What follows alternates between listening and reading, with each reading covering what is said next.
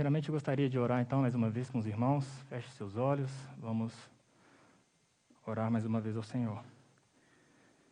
Pai amado, Deus querido, te damos graça, bendizemos o teu nome, porque o Senhor é bom, o Senhor é misericordioso conosco.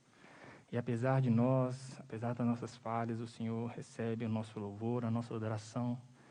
E eu te peço agora, nesse momento, Senhor, que estamos aqui diante da tua palavra, que é viva e eficaz, essa palavra que o Senhor a preservou até os dias de hoje, para que pudesse edificar as nossas vidas, nos confortar, nos consolar, nos exortar, nos trazer encorajamento para esses dias difíceis. Fala conosco, ó Deus, nos nossos corações, através daqui da minha vida, apesar de mim, apesar do nervosismo, das falhas. Usa a minha vida para edificar a tua igreja, abençoar a vida dos meus irmãos. E que todos aqui possamos sair alimentados pela tua palavra, Senhor. Essa é a minha oração, em nome de Jesus. Amém. Amém, irmãos? Todos acharam? Colossenses, carta de Paulo aos Colossenses. Então, toda a Bíblia, irmãos, ela é do início ao fim, né, de Gênesis a Apocalipse, ela é centrada na pessoa de Cristo. Porém, a carta de Paulo aos Colossenses é o maior tratado cristológico que nós encontramos na Bíblia, né? Alguns estudiosos acreditam que essa carta, né, essa epístola aos Colossenses, é a carta mais profunda que Paulo escreveu. Então, aqui, toda a energia de Paulo, todo o pensamento dele nessa epístola não é outro senão o de elevar a consciência dos colossenses à centralidade da pessoa de Cristo, né? Ou seja, o objetivo dele é colocar Jesus no centro e moldar toda a cosmovisão, né, dos irmãos ali em torno de Cristo. Tudo nas nossas vidas deve girar em torno da pessoa de Cristo. Então, a mensagem de Colossenses, portanto, ela se torna desesperadoramente necessária para a igreja moderna, uma vez que nós vivemos em tempos difíceis em que a tolerância com o erro e intolerância com a verdade, né? Onde o centro não é Cristo, mas o homem, né? Onde a mensagem é voltada para o homem, o louvor, as músicas todas são pensadas no homem, é minha bênção, minha vitória, minhas promessas, tudo é centrado no eu. E heresias vão entrando para a igreja e se achando confortavelmente no meio da igreja, né? E assim como no tempo lá de Colossenses, em que eles também estavam se deixando dominar ali pela influência da cultura helênica daquela época, hoje, né, nós vivemos, né, na igreja contemporânea, ela é bombardeada por todos os lados, com influências, né, de política, filosofias anticristãs, tudo isso vem entrando também para dentro da igreja. Então, mais do que nunca, né, como eu falei, faz-se necessário o estudo dessa carta aos Colossenses. E eu gostaria de destacar aqui alguns motivos para isso. Eu destaquei aqui alguns quatro motivos que seriam, então, necessários para que a gente estudasse a carta de Colossenses nos nossos dias. Primeiro, porque nessa epístola, Paulo vai defender a centralidade do Evangelho em torno da doutrina da pessoa de Cristo. E segundo, porque Paulo, nessa carta aos Colossenses, também vai enfatizar a verdade que o universo não é fruto do acaso, não é fruto de uma explosão cósmica. Na verdade, o universo ele é obra da criação de Deus, assim como nós acabamos de cantar aqui agora, né? Deus da criação, da terra, céus e mar. Tudo que existe foi feito por Deus por meio de Jesus Cristo. Terceiro, porque Paulo vai falar sobre a doutrina da redenção única e exclusivamente através dos méritos de Cristo, e não por qualquer sabedoria ou entendimento humano ou pela força dos nossos braços ou pela força humana, né? E o quarto ponto que eu coloquei, que seria necessário, e, né, o estudo dessa carta, é porque Paulo vai combater o gnosticismo, o misticismo, o legalismo, o pragmatismo, todas essas práticas que tentam, por si só, gerar algum tipo de santificação. Então, ele vai colocar tudo isso centrado na pessoa de Cristo. Então, eu gostaria de trazer um pouco aqui de introdução, né, para a gente entender e se contextualizar primeiro com essa carta de Colossenses, né? Então, um pouco aí a respeito do contexto histórico de quando Paulo escreveu essa carta aos Colossenses, e um pouco sobre a cidade e a igreja ali de Colossos. Então, Colossenses é uma das cartas da prisão. Nós estamos falando aqui, portanto, por volta do ano 60 depois de Cristo, onde Paulo ele se encontrava preso em Roma. Era uma prisão domiciliar, né, uma prisão ali, tipo uma espécie de semi-liberdade, né, uma liberdade condicional. Mas mesmo assim era uma prisão. Paulo ele estava preso ali, né, impedido de ir e vir. Ele não tinha a sua liberdade plena. E ele também sofria toda a pressão psicológica que alguém que está nessa condição preso sofre. Porém, mesmo ali, nesse momento difícil, né, Paulo ele aproveita desse tempo para poder pregar o Evangelho. E ele usa desse momento para pregar o Evangelho a toda a guarda romana, ele evangeliza todos os soldados romanos. E Paulo também ele não para de escrever e dar orientações às igrejas. Então, nesse período dessa primeira prisão de Paulo, é quando ele escreve as cartas de Efésios, Filipenses, Colossenses e Filemon. E algo muito interessante é que, nesse momento, lá de Colossos, da cidade de Colossos, sai um homem fugido de lá. Muito provavelmente porque ele havia roubado ou causado um certo tipo de prejuízo ao seu senhor. E o nome desse homem é Onésimo. Onésimo, então, ele sai de Colossenses fugido e vai justamente para Roma, onde Paulo estava preso. E chegando ali em Roma, então, de alguma forma, ele ouve o Evangelho e então ele se converte ao cristianismo. E ele quer de todas as formas agora conhecer Paulo. E ele então se torna um grande cooperador de Paulo na causa do Evangelho. E o surpreendente é que quando Paulo envia, né, a carta para a cidade de Colossos, ali na igreja de Colossenses, ele escolhe Tíquico, que era um outro cooperador de Paulo na fé, e também Onésimo. E junto com essa carta aos Colossenses, ele manda uma outra carta separada, direcionada para Filemon. E Filemon era o senhor de Onésimo, no qual ele tinha causado um grande prejuízo para ele. E Onésimo, né, Paulo diz assim para Onésimo, né, que era ali um membro daquela igreja, que era um homem de posse, um homem muito rico. E essa carta de Onésimo, que ele manda, Filemon, desculpa, a carta que ele manda para Filemon, que é a carta que nós temos, né, aqui na Bíblia, Paulo diz mais ou menos assim, olha, Filemon, eu sei que no passado Onésimo te causou um grande prejuízo, eu sei que ele o que ele fez é passível de uma grande punição, né, segundo as leis daquela época. Porém, Onésimo agora ele se converteu, ele recebeu o Evangelho, se converteu ao cristianismo. Então, recebe-o agora, não mais como um escravo, mas recebe ele como um irmão na fé e fiel cooperador do Evangelho. Isso é maravilhoso, irmãos, porque nós vemos como o Evangelho ele tem esse poder de restauração, tanto na vida do ofensor, quanto na vida daquele que é ofendido. Então, Tíquico e Onésimo, eles levam essas cartas, né, para a cidade lá de Colossos e as cidades vizinhas, e eles então passam a pregar e evangelizar naquela cidade. E um outro fato curioso também sobre essas cartas que Paulo escreveu durante esse período ali dessa primeira prisão dele, é que a carta de Efésios e Colossenses, elas são meio que cartas irmãs gêmeas. Alguns até confundem pensando que Colossenses talvez seja um resumo de Efésios, por ser uma carta menor, mas na verdade é que enquanto Efésios ele vai enfatizar a doutrina da eclesiologia, Colossenses vai enfatizar a cristologia, ou seja, enquanto Efésios ele fala sobre a igreja, ele vai falar sobre a doutrina da igreja, sobre o corpo, Colossenses vai falar sobre o cabeça do corpo, vai centrar toda a sua doutrina na pessoa de Cristo. E a similaridade que dá entre as duas é porque elas tratam, sim, de alguns temas parecidos, a linguagem que Paulo usa é muito parecida também, e até mesmo por se tratar de Paulo ter escrito no mesmo período, né, da sua vida em que ele estava ali preso.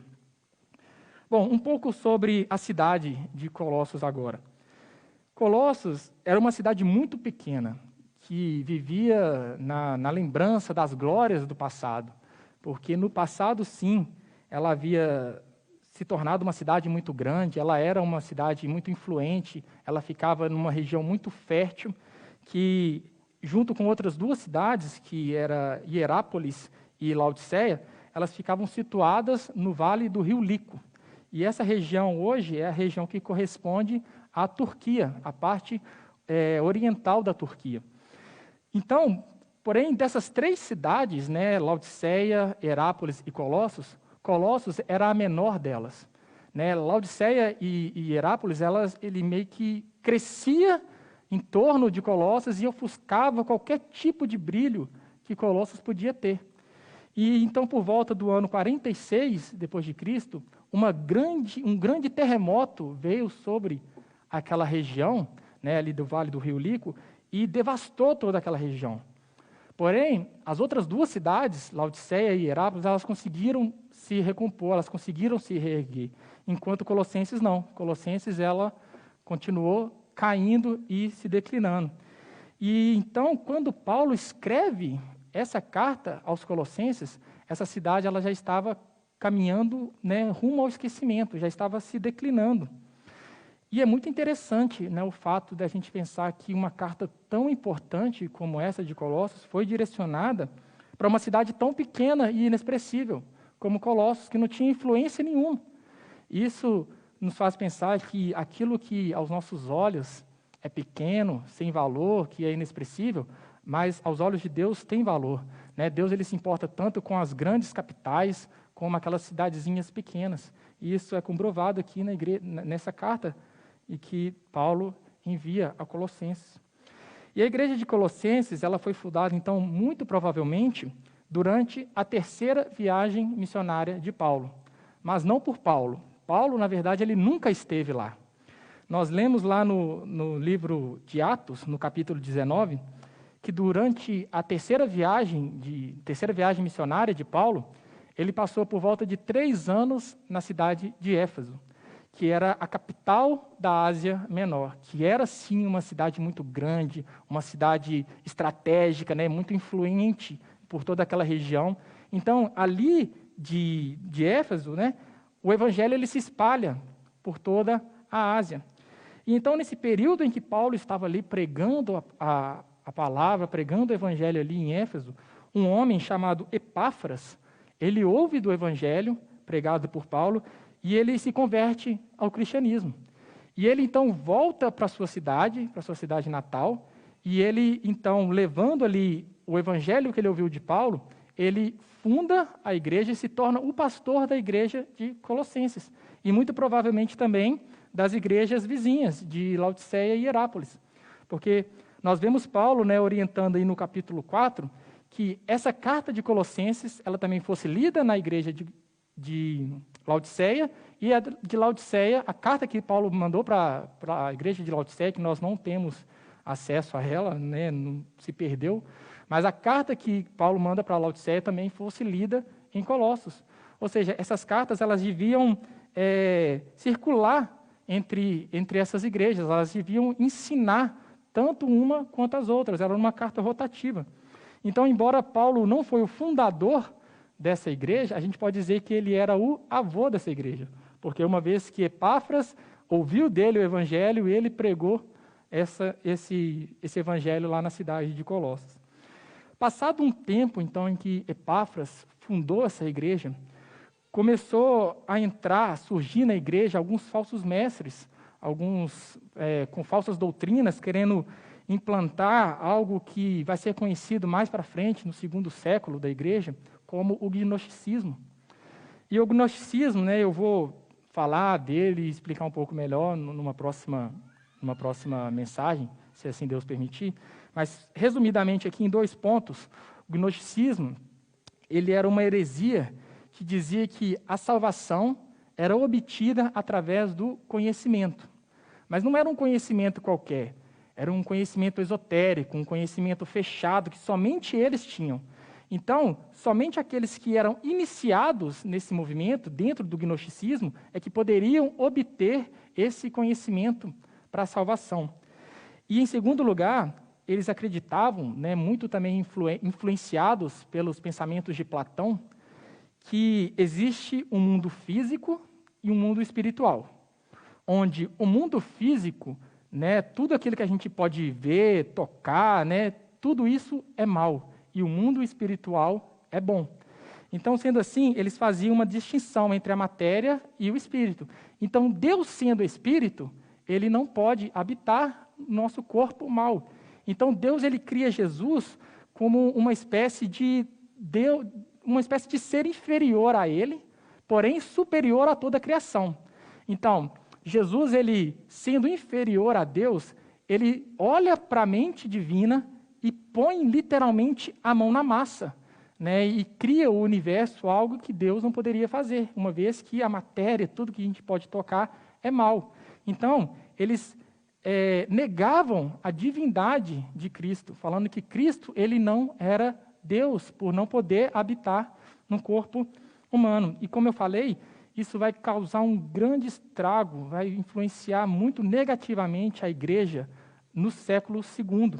Porém, que agora, na igreja de Colossos, ainda é um gnosticismo nascente, é um gnosticismo, né, surgindo, mas que já causa um grande medo e um grande espanto em Epáfras. E misturado com um legalismo que vinha da parte de alguns judeus, que também faziam parte ali daquela igreja de Colossos, né, existiam ali alguns judeus que eles haviam se convertido ao cristianismo, mas ainda traziam consigo práticas, né, do Antigo Testamento, práticas querendo impor aos irmãos a observância de algumas práticas da lei, como, por exemplo, a circuncisão, que Paulo vai falar melhor lá no capítulo 2. Porém, isso já não era mais necessário, uma vez que o Evangelho chegou até ali, uma vez que tudo aquilo que era feito no Antigo Testamento era sombra daquilo que havia de vir, que é Cristo. Então, uma vez que o Evangelho chegou até eles, não era mais necessário o cumprimento dessas leis. E Paulo vai dizer, então, que a verdadeira circuncisão, né, é aquela que é feita em nossos corações, fazendo uma menção à passagem que ele diz lá em Romanos. E essa comunidade também ali de Colossos, ela era formada por alguns gregos. E esses gregos estavam querendo trazer também elementos da cultura helênica para dentro da igreja. Então, irmãos, mistura tudo isso, né? Coloca isso dentro de um liquidificador. Todo esse gnosticismo incipiente, nascente, esse judaísmo, como é que é a palavra? Deu branco. Legalismo, o legalismo vindo dos judeus e essa cultura helênica vindo dos gregos, tudo isso, então, ficou conhecido como a heresia de Colossos, né? Essa era a situação ali da igreja de Colossos. Então, diante disso, Epáfras, ele não vê outra saída senão a de recorrer a Paulo, dizendo assim, olha Paulo, né, você como meu pai espiritual, como meu pai na fé, me ajuda, porque eu já não estou dando conta de combater todas essas heresias. As pessoas já estão deixando se influenciar por essas heresias que estão entrando para a igreja. Então, Epáfras, ele vai até o encontro de Paulo em Roma, enquanto Paulo estava ali preso, né, nessa prisão domiciliar, e ele chega para Paulo apresentando um relatório de como estava a igreja, dizendo, né, mais ou menos assim, olha, o evangelho chegou até ali, eles são irmãos fiéis, são crentes verdadeiros no Senhor, porém agora, diante dessas heresias que estão entrando para a igreja, eles estão deixando se dominar, eles estão deixando se influenciar por elas, e eles estão vindo, esses falsos mestres, com uma doutrina muito sólida, e eu não estou, então, conseguindo combater. Então, Epáfras pede essa ajuda a Paulo. E Paulo, então, lá de Roma, da sua prisão, ele manda essa carta para a cidade de Colossos, né, instruindo eles. E uma epístola, irmãos, ela segue um padrão elementar. Paulo, ele sempre segue um padrão nas suas epístolas. E ele começa dando uma saudação, né, se apresentando, né, e também apresentando alguém que esteja ali com ele, e logo em seguida ele apresenta o destinatário daquela carta. Em segundo lugar, Paulo ele faz uma ação de graças, que muitas vezes também pode vir acompanhada de uma oração. E um terceiro momento de uma epístola é o que é chamado de o corpo da epístola, onde todo o ensinamento, toda a doutrina que Paulo quer transmitir para a igreja, ela está contida nesse corpo. Então, tudo aquilo que ele quer passar vai estar nesse período maior dessa epístola que é chamado de corpo. E depois, então, de ter passado todo esse conhecimento para a igreja, de ter transmitido tudo aquilo que ele quer dizer, Paulo, então, ele faz a saudação final. Então, agora, irmão, diante de toda essa introdução, agora, depois de conhecer os motivos por qual Paulo enviou e escreveu essa carta a Colossenses e entendendo qual era a situação ali daquela igreja, vamos ver aqui, então, qual era o conteúdo dessa carta, né? Seguindo aqui o padrão que Paulo faz também nas suas epístolas. Porém, hoje nós vamos ficar apenas com os 2 primeiros versículos, né? Os versículos aí da saudação. Então, acompanhe comigo aí a leitura do capítulo 1, versículo 1 e 2.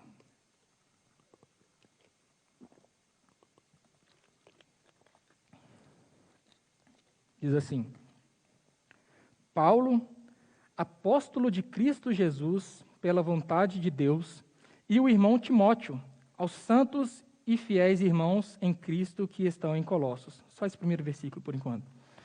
Como eu falei, irmãos, Paulo ele sempre começa se apresentando e apresentando alguém que esteja com ele. E aqui é interessante notar que ele nunca está sozinho. Sempre há aqueles que estão com Paulo, que são aqueles cooperadores do Evangelho. E aqui, então, ele apresenta Timóteo, que foi um grande cooperador de Paulo aí na causa do Evangelho e que sempre esteve com ele aí nas suas viagens missionárias. E Paulo, ele meio que aqui também está dando um crédito, né, passando uma autoridade para Timóteo, que mais tarde iria se tornar um grande pastor e líder da igreja primitiva. Agora, 2 aspectos muito interessantes nesse primeiro versículo, se tratando a respeito de Paulo como apóstolo. Paulo ele começa, né, como na maioria das suas cartas, se identificando como um apóstolo. E isso é muito importante para a comunicação dele com a igreja, para mostrar que ele também tinha essa autoridade como um apóstolo, né, recebida do próprio Deus. Porque uma vez que ele não foi ali um dos 12 apóstolos originalmente chamado por Cristo, sempre surgia alguém questionando a autenticidade e a autoridade desse apostolado de Paulo. Então, por isso que ele sempre começa se identificando, Paulo, apóstolo de Cristo. E ele diz, Paulo, apóstolo de Cristo, pela vontade de Deus. Então, irmãos, é assim, Paulo está dizendo que existe um reino. Esse reino, ele é de Deus. Jesus Cristo é o Senhor desse reino. Então, convém, portanto, que a vontade desse rei, a vontade do Deus soberano, seja feita. E Paulo diz que ele é apóstolo não pela própria vontade, mas pela vontade de Deus. O que é diferente de um pastor, por exemplo. Porque para você ser um pastor, Paulo vai dizer que basta apenas 2 coisas, o chamado interno e o chamado externo. O chamado interno é aquela vocação, aquele desejo de servir, de estar diante da congregação e pastorear e cuidar. Esse é aquele chamado interno, aquela vocação interna que você tem. E Paulo vai dizer lá em 1 Timóteo capítulo 3, que aquele que deseja o episcopado, uma boa obra almeja. E o chamado externo é aquela aprovação que você recebe diante da sua comunidade. Que eles, ao observarem todos esses pontos que nós estudamos, né, com o pastor Glauber agora, na exposição que ele acabou de fazer da sua carta, dessa carta, né, em 1 Timóteo, nós vemos ali no capítulo 3 todos aqueles pontos que são requeridos de um candidato ao episcopado, né? E aqui a gente lembra que a palavra bispo, presbítero e pastor são usadas intercambiável, né? Entre elas, são se tratando da mesma pessoa. Então, diz lá que o candidato ele deve ser irrepreensível, sensato, marido de uma só mulher, não apegado ao vinho, não dado ao dinheiro, apto para ensinar e etc. Então, se a comunidade ela observa isso na vida do candidato ali ao episcopado, então pronto, ele já tem a confirmação do chamado interno e a convicção também do chamado externo. Ele já pode ser, então, ordenado como um pastor, o que é diferente de um apóstolo. Porque não basta apenas o desejo de, eu quero ser um apóstolo, porque uma das características fundamentais de um apóstolo é ter sido chamado, né, ter sido comissionado pelo próprio Jesus. E isso foi exatamente o que aconteceu com Paulo. Paulo, ele não foi fazer um cursinho de apóstolo, né, ou ele não foi consagrado apóstolo por um grupo religioso. Mas, ao contrário, né, enquanto ele estava ali na estrada, no caminho de Damasco, o próprio Senhor Jesus apareceu a ele e o comissionou como apóstolo aos gentios. E Paulo ele vai dizer também que ele traz no seu corpo as marcas desse apostolado. Por isso, irmãos, dizer que hoje existem apóstolos, né, é uma afirmação completamente errada. Não existem mais apóstolos hoje, porque além de operar sinais e maravilhas, um apóstolo, né, a principal função do apóstolo era lançar os fundamentos da igreja, era solidificar a igreja na doutrina de Cristo. Então, dizer que hoje existe apóstolo é dizer que o cânon da igreja ainda está aberto e que Deus ainda tem algo a mais para nos revelar. A revelação de Deus ainda não está completa. E nós sabemos, irmãos, que toda a revelação de Deus, tudo aquilo que Ele quis comunicar a nós, já está aqui completo na sua palavra. Não há nada mais que tenha que ser revelado. Então, por isso, não existem mais apóstolos hoje. E essa é a vontade de Deus, que muitas vezes pode ir até contra a vontade de Paulo. Porque, na verdade, Paulo ele não queria. Ele estava indo para Damasco para prender os cristãos. Ele estava indo ali castigar os cristãos. Lembrem que ele estava lá aos pés dos fariseus quando eles apedrejaram e mataram Estevão. Ele estava consentindo ali na morte de Estevão. Porém, Deus é quem é soberano. Convém, então, que a vontade de Deus seja feita e não a de Paulo. E, por mais que essa vontade possa trazer algumas privações, alguns sofrimentos, e que, no caso aqui de Paulo, faz todo sentido, porque, lembrem, irmãos, ele está preso. Ele não está numa condição de homem livre, mas ele está aqui preso. E ele não se considera um preso de Roma. Ele se considera um escravo de Cristo, preso por causa do Evangelho. E ele não vê outra saída para a vida dele senão o cumprimento dessa vontade de Deus. Ele não encontra felicidade longe dessa vontade de Deus. Em semelhança como Jesus disse lá no jardim do Getsêmani: Pai, se possível, afasta de mim esse cálice, contudo, não seja feita a minha vontade, mas que seja feito como tu queres. Então, Paulo aqui ele já está dando aquele tom de submissão à vontade de Deus.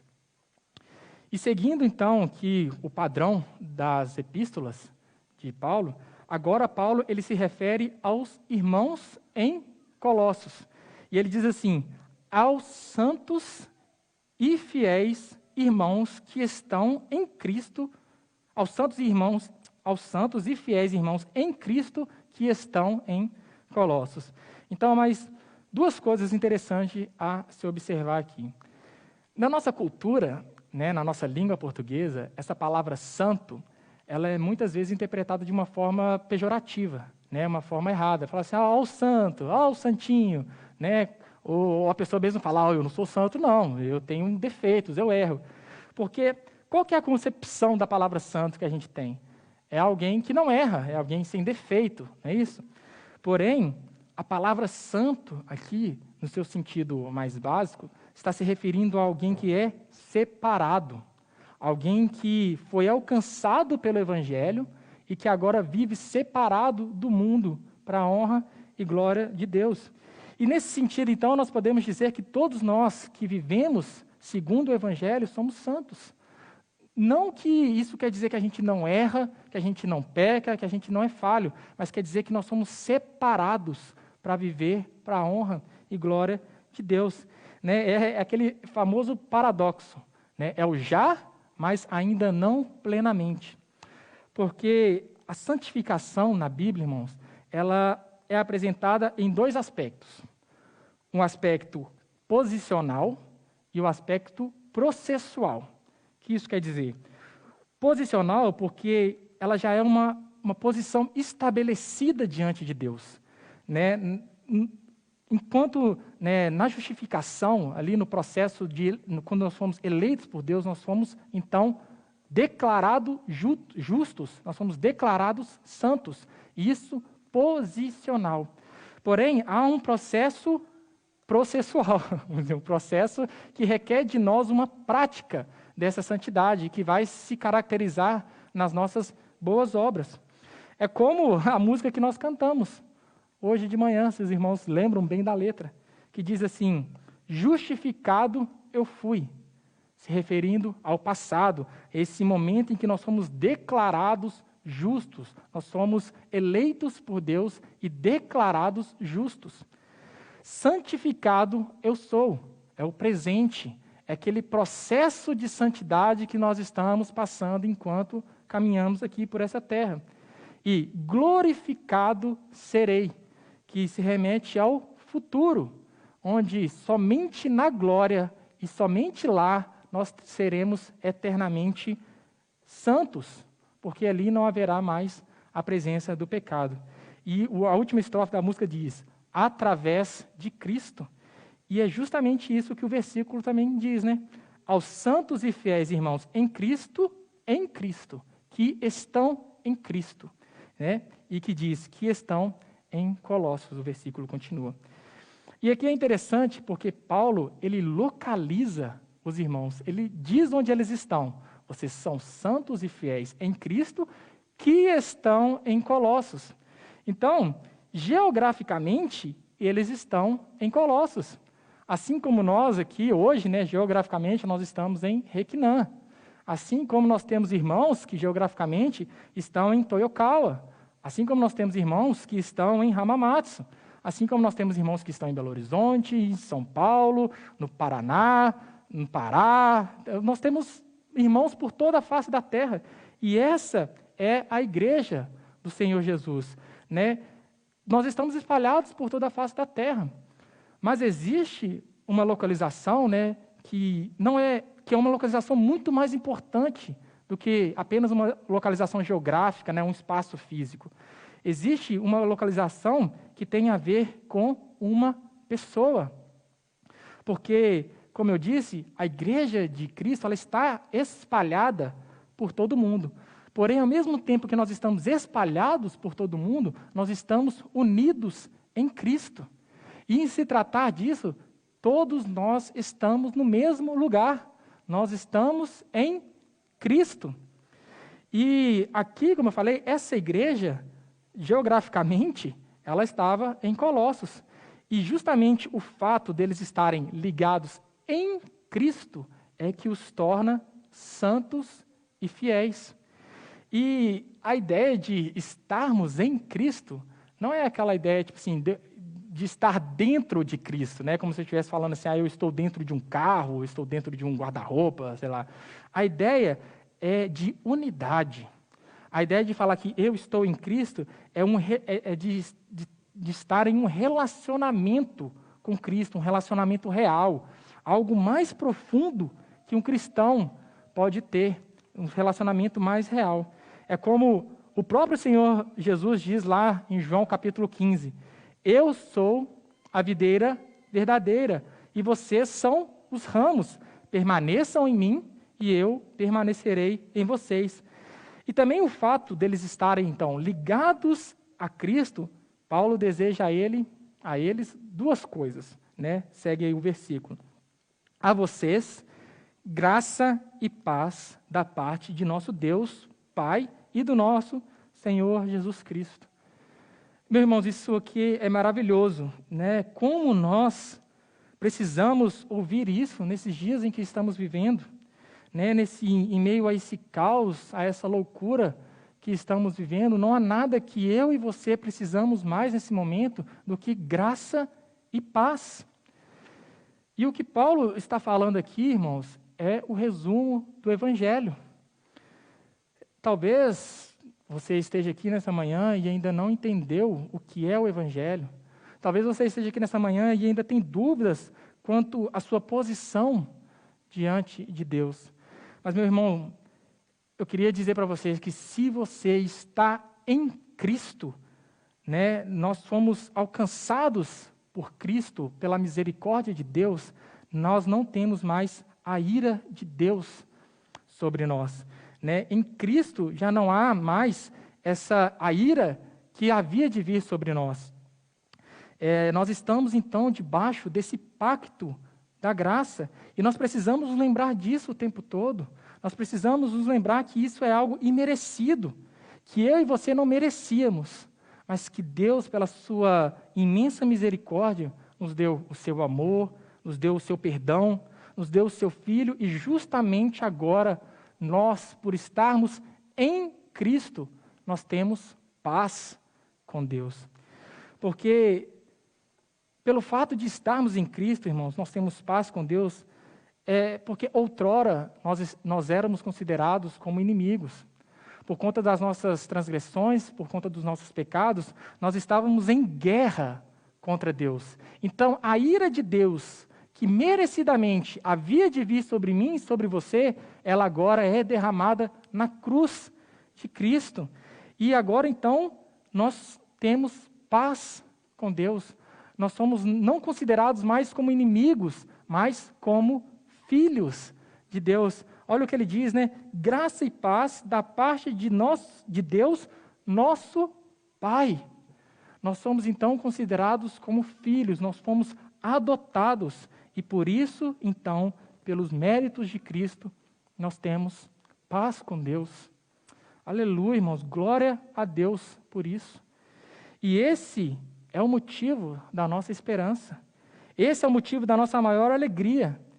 E por mais que nós passamos aqui dificuldades, passamos dor, sofrimento, passamos por qualquer tipo de tempestade, conforme essa que nós estamos vivendo nesses dias difíceis por conta dessa pandemia, mas a nossa maior alegria é saber que nós temos paz com Deus, e isso para a eternidade. É como Paulo diz lá em Romanos 8:18, considero que os nossos sofrimentos atuais não podem ser comparados com a glória em nós revelada. E em 2 Coríntios 4:17 ele diz, pois os nossos sofrimentos leves e momentâneos estão produzindo em nós uma glória eterna. Então tudo isso que nós possamos passar aqui, seja dor, sofrimento, qualquer tipo de tempestade, irmãos, isso é leve e momentâneo, porque não se compara com a glória eterna, porque nós somos declarados justos e temos paz com Deus. E caminhando, irmãos, agora para a conclusão, para o final aqui dessa mensagem de hoje, eu gostaria de fazer algumas aplicações aqui no melhor estilo Pastor Glauber de ser, porque eu até pedi que ele me ajudasse nessa parte, Então, como um bom orientando, seguindo aí as orientações do seu orientador, gostaria de fazer aqui algumas perguntas para nós refletirmos a respeito do que nós aprendemos aqui. Então, em primeiro lugar, assim como Paulo, você entende qual é a vontade de Deus para a sua vida? Você entende que essa vontade está revelada na sua palavra e que cabe a nós, então, buscarmos entender qual é essa vontade e vivermos essa vontade de Deus para as nossas vidas? Segundo lugar, você reconhece que foi comprado por um alto preço e que agora você é escravo de Cristo, portanto, você deve procurar fazer com zelo essa vontade do seu Senhor? Em terceiro lugar, você é alguém que entende que a santidade, ela envolve um aspecto prático e que, para demonstrar essa santidade, requer de nós uma prática dessa santidade no que diz respeito a nossas boas obras, para a honra e glória do nosso Senhor Jesus? É você alguém assim que pensa nisso? É você alguém que está ligado a Cristo, que tem Ele como seu único e suficiente Salvador? Se não, meu irmão, se entregue a Cristo, dedique sua vida a Ele, porque estar em Cristo é o melhor lugar, é a melhor posição na qual você pode se encontrar. Em quinto lugar, é você alguém que entende a importância de estar ligado a um corpo local? É você que entende a importância da comunidade? É você alguém que entende que você tem uma nova vida, você tem uma nova família, e que está ligado a esse corpo, fazer parte de uma igreja local também faz parte da vontade de Deus para a sua vida? Em sexto lugar, é você alguém que entende que Deus usou os apóstolos e profetas do Antigo Testamento para nos transmitir as suas Escrituras e que hoje nós temos ela aqui completa, revelada a nós, e isso cabe a nós, então, a dedicação em lutar pelo Evangelho, em lutar pela fé e conhecer essa palavra cada dia mais?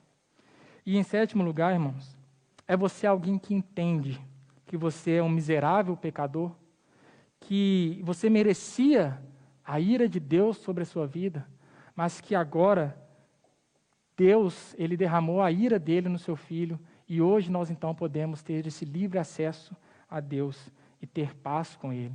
Por isso, meu irmão, entregue a sua vida a Cristo, esteja posicionado em Cristo, porque assim nós teremos a certeza da salvação e da vida eterna.